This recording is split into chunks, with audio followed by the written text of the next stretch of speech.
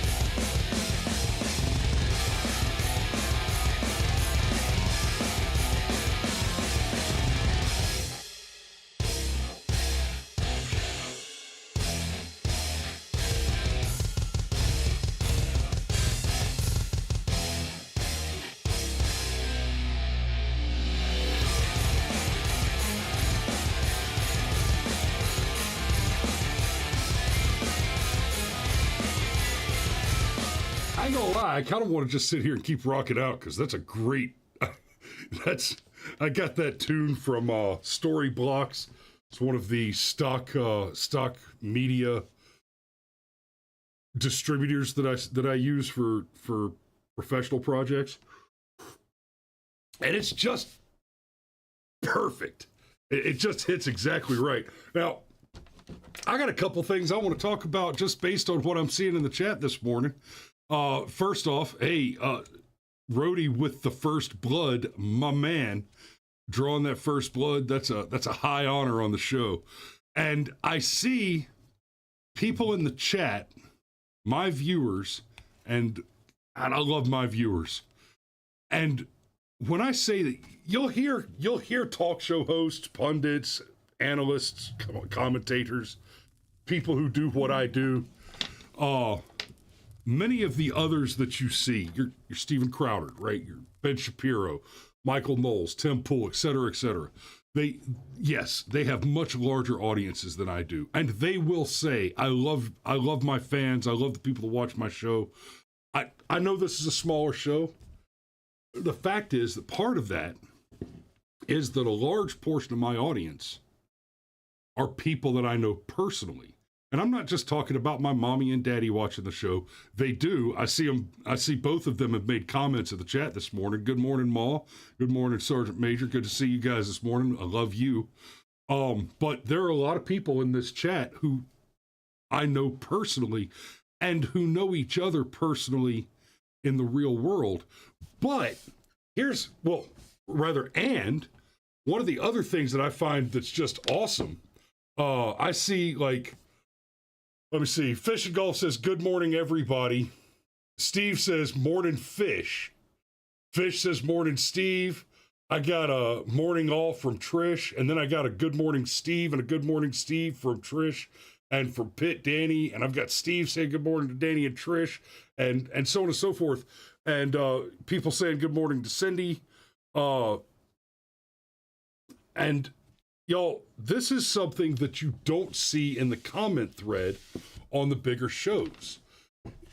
My audience are people who either A, know each other personally, and the show that we're doing every morning is not just somebody watching a show where you enjoy the commentator. I understand that is actually a factor here. I know I'm good at what I do. I know I put on a pretty good show.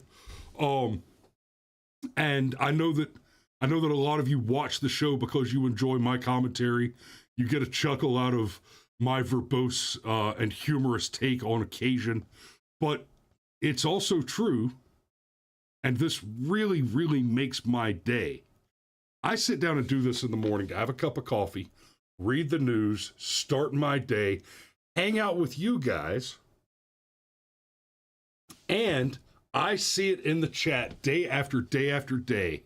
You guys are watching my show, but you're also chatting with each other in the comments section in the chat while I'm live, just like most of us do with, we've all got friend groups where we have, like on the show, we've talked about the infamous thread, right? The infamous thread is a text chain that exists between myself and a few select individuals. And that's one of those group chats. Most of you have a consistent, repeated group chat, or probably a few of them that are almost like a private social network group. And it just absolutely warms my heart to know that the chat section on this show functions similarly to that for many of you guys, and the relationships that you guys have formed just as our little virtual community here. And, oh, hey, and there's Sergeant Major. He says, do you mean we're a virtual community? And to that, Sergeant Major, I say, fuck yeah. And an excellent one. A brilliant one. And I appreciate the absolute shit out of you guys. Thanks for watching this morning. I've already seen a couple of comments related to last night's State of the Union address. Sergeant Major just opened with FJB, and right out the gate, I'm with you. Yes, sir. Yes, sir. And Pitt Danny says, much better than Joe last night. I almost slipped into a coma. Guys, I make it a point to follow the news and to watch all the stuff like that, and I didn't watch it. I just couldn't bring myself to care. Now, in all fairness, I shot 5 houses across a wide amount of driving yesterday. So by the time it came around to time to watch the State of the Union address, I was also just tired. And so part of it was I wanted to go to bed, but a large part of it was, fuck Joe Biden. I just don't care. I already know which lies he's going to tell. I don't have to watch the State of the Union address to know that Joe Biden is going to pretend like $4 a gallon gas is somehow better than $1.60 gas was under Trump. I don't have to watch the State of the Union to know that somehow Joe Biden being on the brink of World War III, a newly reignited and expanded conflict in the Middle East, and being on the brink of another proxy war with China through Thailand is somehow a superior foreign policy position to Donald Trump through the Abraham Accords, essentially establishing peace in the Middle East after having wiped out ISIS. I don't have to watch it. I don't have to watch it to know which lies Joe Biden's going to tell. He's so diminished that he's become uncomfortably predictable. So now Cindy says watching MGT hijack the State of the Union was worth it. I'm gonna have to go back and watch clips for that, because I just didn't watch it. But it is Friday, and with very, very rare exceptions, on Fridays I do not skip over the point of the show for the purposes of covering it's got to be big breaking news for me to skip a Firearms Friday to cover it. The exceptions are going to be major national tragedies with substantial political or geopolitical impacts, or Supreme Court rulings that are explicitly related to the question of the Second Amendment right to keep and bear arms. So that's a little more housekeeping than I generally like to do on a Friday morning, but I really wanted to just say thank you to you guys for all your support and for being there for each other, for being in communication with each other and supportive of each other. And it amazes me and really heartens me to see that. So let's start with an attempted home break-in led to a man being shot and wounded on Indy's near East Side. So, on Indianapolis's near East Side. So this is Indianapolis. Just at 5 a.m. Tuesday on Forest Avenue, the police were called forward following a confrontation between a homeowner and a would-be thief turned violent. The homeowner admitted he shot the suspect, who was trying to steal his generator. Oh shit, son. As I confront him about my generator, he goes into his pocket like he's about to pull a weapon. So I shot him in the leg to make him stop, said Alfred Burdine. Burdine had to have his home and garage doors repaired after they were damaged during the overnight break-in. Alfred admits he didn't want to shoot the victim, but felt he had to defend himself and his property. Burdine wishes the city would do a better job to help fix the root cause of violence. You've got too many homeless people and drug addicts in the neighborhood, and no one is offering them treatment. Okay. Obviously justified. Obviously an FAFO situation. I'm going to have to say, Mr. Burdine, you've got too many homeless people and drug addicts in the neighborhood, and no one is offering them treatment. So the guy who's breaking into your house to steal your generator, that is the government's fault for not giving him more free shit. You know what? I'm sorry. I'm done with this story because Mr. Burdine, it sounds very much to me like you chose this. You voted for the government that doesn't punish criminality, and the result was you're a victim of the crime that you have personally voted in favor of subsidizing. I'm done. No more for you. You're done. So let's move on to another story. Suspected car thief shot dead by vehicle owner who says he was defending his property. Now that is a correct answer. A man was found shot and killed early Tuesday morning at a West Side apartment complex. That is a DRT, and that just made my day. A suspected car thief was shot dead apparently by the vehicle owner, who says he was protecting his property. The man was found shot dead just before 4 a.m. at an apartment complex off Micron Drive near Calabria Road. A resident of the complex told police that he came out to find the 40-year-old suspect inside his vehicle and attempting to steal it. As the man was driving away with the car, the vehicle owner opened fire on him. The suspect was hit by gunfire, got out of the car, and ran off. He didn't get far, falling over dead from his wounds. Oh dear. Okay. I would like some more. I would like some more details on this story, please. Dear CBS Austin, I would really. So this happened in San Antonio, but it's being reported by CBS Austin. I would really like to know how the car came out in all this, because sounds to me like some rounds went through some metal and some glass, and then yeah. There's no video, unfortunately. Wouldn't it be fantastic if we had the video of the car thief veering into like a guardrail or a tree or something and then rolling out of the wrecked car and falling apart? Legion says carjacking is the modern equivalent of horse thievery. That is correct, and horse thieves were hanged. And I'm deeply, deeply comfortable with that. Like my only objection to that is the fact that ropes cost money, and they have a limited number of reuses, and if the hanging isn't performed correctly, then it can sometimes be ineffective. But that's a pretty rare outcome. I far prefer the toaster in the bed sheet, which becomes a more deadly and effective weapon the more it's used. It doesn't have to be cleaned or reloaded, right? So definitely a preferable mechanism. But moving on, shooting in Wagoner County sends man to hospital. Authorities investigating. A man was shot twice during what police believe to be a home invasion in Wagoner County. Deputies investigated what led to a man being shot on an elderly woman's property in Wagoner County. The shooting happened in the Whitehorn Cove area, about 11 miles north of Wagoner. Sheriff Chris Elliott said the man who was shot is expected to survive, but said they were waiting to learn more about why the victim was on the property in the first place. I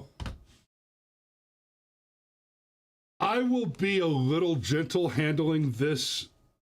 In this particular case, I will offer the sheriff some benefit of the doubt, but very, very little benefit of the doubt. This sentence right here, I do not like it. Sheriff Chris Elliott said the man who was shot is expected to survive, but said they were waiting to learn more about why the victim was on the property in the first place. Why the victim was on the property. Okay. You know who pulled the trigger. You know who owned the property. You know whether or not the person who was shot was trespassing. The closest I can give you to the benefit of the doubt is because it is not explicitly mentioned here yet, and we may find that it is mentioned later in the article. We do not know if the property was posted private no trespassing, or if anybody shouted a warning or told the man to leave the property before the shots were fired. And here's why that matters. The way trespassing works legally is you are guilty of trespassing if you have remained on the property of another after having been given notice to leave. That notice can be signs posted visibly, obviously, declaring private property, no trespassing, trespassers will be shot, etc., etc. Purple paint on fence posts or trees, orange property marking tape, or an actual verbal communication by the owner or responsible agent of the property. Right? So let's take everything except for the actual verbal contact with the owner or the agent. Let's assume that there's no sign, there's no purple paint, there's no orange flags. Now, what you're dealing with is the possibility that the person who was shot did not know that he was unlawfully present on the land. If there was no indicator like a sign, purple paint, or orange flag, then it is possible that he was not unlawfully on the land, right? Without notice, you are not trespassing. Merely being on private property is not trespassing. Remaining on that property after having been given notice is trespassing. Being informed that you are not welcome or that you need to leave, and then refusing to leave or insisting on remaining. That is what trespassing is technically under the law. So now you go to somebody shot at him. It is highly unlikely that they just started by shooting at him without saying, "Get off my property." So in a case like this, where the article or the sheriff chooses to use the word victim to refer to the dead guy, this one's not dead, that was the last guy, to refer to the person who's been shot. This person is not the victim. There is a very low indice of probability that this person was unaware that they were trespassing, because that would require that no notice, including verbal contact with the owner or a responsible agent, existed prior to the firing of the weapon. If the trespasser was not informed in any way before the round was fired, in only that very unlikely circumstance could you consider this person a victim. So, the story goes on. Her cameras went off this morning. She looked into her cameras, looked out on her front porch, and she saw an individual on her front porch that she's never seen before, and he's wandering around out there, says Sheriff Elliott. The sheriff said just after 6 in the morning, a 74-year-old woman who lives alone reported someone on the property who she didn't know. The sheriff said she called her son-in-law, who lives next door, for help, who showed up to the house armed with a gun. Deputies said the son-in-law confronted the man. There was an altercation, and the son-in-law ended up shooting the man twice. Sheriff said the victim was taken to a hospital to be treated for his injuries. He said they weren't sure what type of confrontation occurred before the shooting or why the man was on the woman's property. The Wagoner County Sheriff's Office planned to watch surveillance video from the house to help with the investigation. We have a lot of data to look at. We have people to interview, but at this time we are not effecting arrest. Sheriff said they believe the man who was shot lived in the same area of Wagoner County. So right here, the deputies say the son-in-law confronted the man. I strongly doubt that the confrontation did not include a communication to some effect that you are not welcome on this property, leave this property. And that's it. Once you've said that, get off my property. You're not welcome here. Go away. Anything to that effect. That is notice, and now the person is trespassing unless they leave. Right. Now, to be clear, you can't just say, get off my property and then shoot them while they're walking away. If they then say, okay, and start walking away, they are still not trespassing, even though they're still on your property after notice. It is explicitly refusing to leave that is the requirement to satisfy the burden for trespassing. So let's see. Old ladies shouldn't have to do any of that. Let old ladies do all the pew-pews. Also, I thought it said home invasion. No, the last one said, no, it didn't. Oh, a man was shot twice during what police believe to be a home invasion. Yes, so up at the top. So it looks like this is kind of a weak sentence. This should have been what police believe to have been an attempted home invasion. So the assertion here is that the police do believe that the man was on the property with nefarious intent. He intended to invade the home. So in all fairness, and as generously as I can be, if you have the intent to enter the home, but there's nothing there to indicate that you're trespassing before you actually commit the burglary, then by simply walking up onto a property and approaching the front of the building, you haven't committed a crime until either you're notified of trespassing and refuse to leave, or you do in fact commit the burglary. You begin the process of breaking and entering. At that point, you're on the target deck. Good luck. Dance. So yeah, the police in this case think that it was a home invasion type of situation.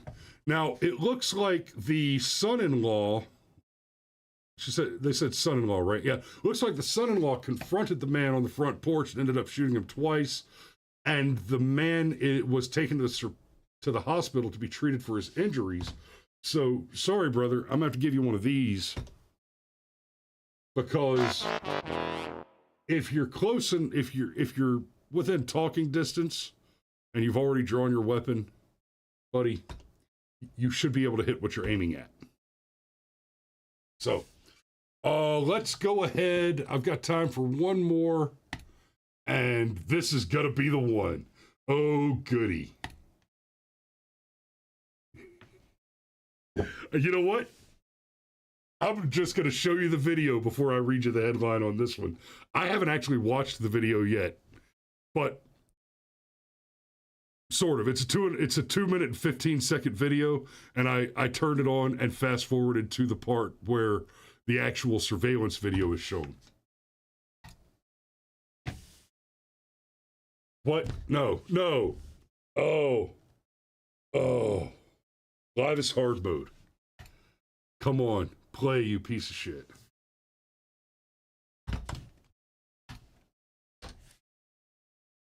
Okay, I'm just gonna...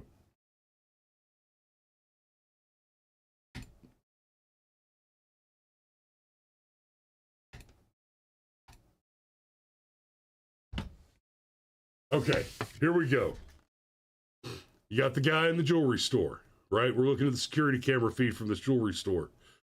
Okay, and all of a sudden, he's got something pulled up over his head to hide his face, and he starts trying to smash the glass and steal some jewelry, and the clerk draws his weapon and puts a couple rounds.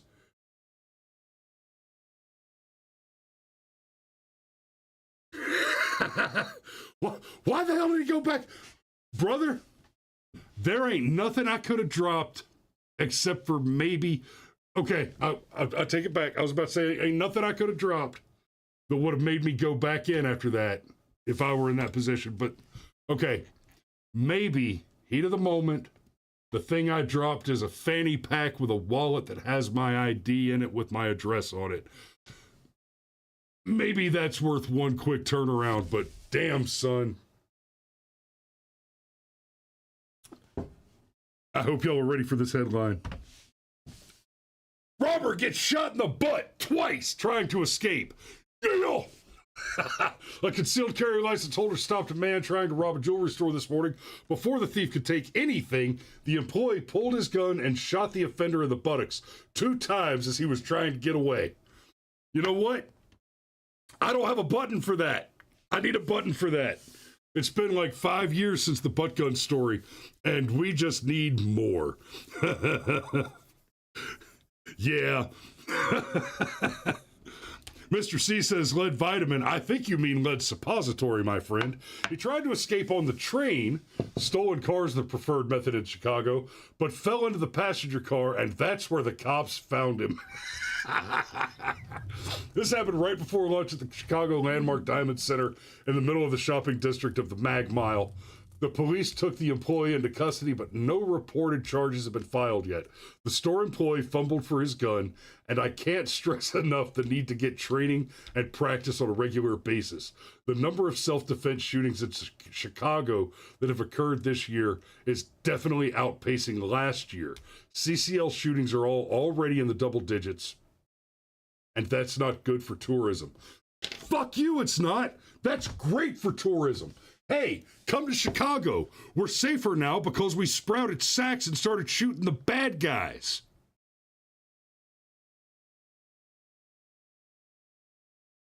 This ain't complicated. You know what? I don't go places where I can't carry. I just don't. It is tactically, strategically unsound to go unarmed out into the big world. Here's the fact. The likelihood that something is going to happen to you, barring your unwise involvement with certain elements or certain areas, is low. If you are careful, cautious, and intelligent, and you don't hang out in dark alleys, go hang out in the ghetto, go out and just go out of your way to spend time in the least safe places, right? As long as you don't do those things and a few others, don't associate with certain types of people, then the likelihood that something bad is going to happen to you is low. But it's never zero. Banks do get robbed. Gas stations do get robbed. Liquor stores do get robbed. Now, the nicer the place, the cleaner the gas station, right? If you stop to take a piss and the bathroom in the gas station is so nasty that you don't want to wash your hands there, maybe you get back in the truck and go down the road until you find a Quick Trip or a racetrack, right? But as long as you don't make it a point to hang out in shitty places, the likelihood that the bad things are going to happen to you is very low. But that doesn't mean that it's zero. And so the question you have to ask, would you rather have it and not need it, or need it and not have it? Right? If you expect to have 12 8-year-olds at a birthday party, and you order pizza for 12 8-year-olds, and every one of them brings their toddler little sibling, and you run out of fucking pizza, ask yourself if you wish you hadn't spent another $40. It is better to have it and not need it than to need it and not have it. The world is that simple. You keep calm and you carry one. And I know I've got some ladies in the audience, my mother included, and I'm going to say this anyway. To the men who are watching this show, to the men explicitly, not the ladies, it is not only that it is wise to be prepared in the case of an emergency. I put it to you that you have a divine fucking mandate to be prepared to do the good work when it comes to be needed of you. And that if you are not prepared to do what is needed of you when the occasion arises, then you have failed morally. You have failed yourself, you have failed your fellow man, and you have failed those less capable of defending themselves. You have a moral obligation to defend good men and women from evil. And I charge you to take that obligation very, very seriously. Keep calm and carry one. So, okay. It is just after 8 o'clock. I got somebody says it's 1400 here, one that can see the red pill. 1400 at 0800 in Georgia. So you are somewhere in Europe or the Middle East right now. Now if they'd have said it was, I was going to make a joke about Afghanistan having a half-hour difference timeline, but I forget my math because I was running a Hawaii time when I was over there. Anyway, good morning to those of you. Good afternoon to the remainder. We're going into the weekend. I don't think there's any big story stuff going on this weekend that you need to be particularly over-prepared for. Sergeant Major is chiding me for bad OPSEC, and that's a fair indication. Legion reminds me that 6 hours ahead is Central Europe, and that math is relatively easy since 4 hours is GMT against Eastern Standard. I should remember. I should remember what Zulu time is. But y'all be safe out there. Don't drive drink. Don't drink. Don't fry bacon naked. Right? Sex, drugs, rock and roll, videotape. No two at the same time, guys. No two at the same time. That'll cover your bases. Y'all be safe out there. We love you, and we will see you on Monday.